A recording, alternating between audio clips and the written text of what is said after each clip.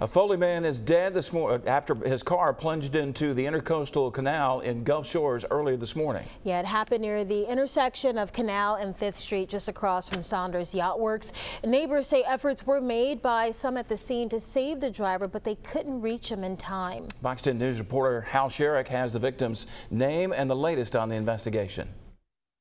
Police have identified the victim as 66-year-old Gary Tilton Gable of Foley.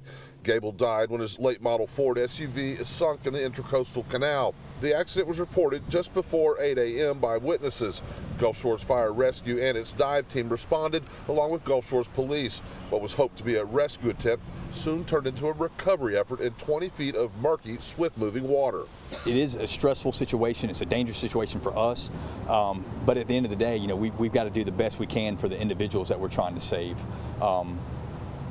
We would like the outcome to have been different, but at the end of the day, we were able to get the individual out of the car and remove the vessel from the water.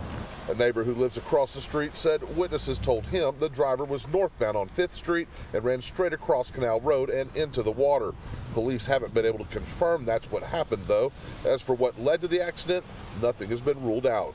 We just don't know what led to the crash. I mean, with typically what we've seen out here, it could be mechanical, it could be medical.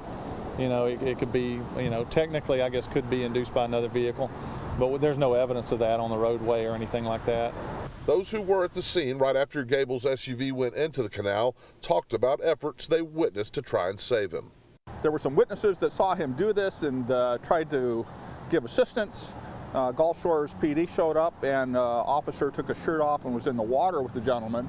The gentleman mentioned that, from what I understand, the gentleman mentioned that he could not swim, and the officer was trying to get him out of the vehicle. At that point, though, the car had nosedived into the water and submerged, and that was the last that they could help him out.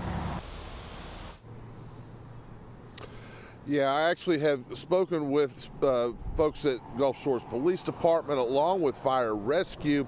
They don't believe it was any of their officers or first responders that actually went in the water, but instead a neighbor who witnessed it that lives nearby.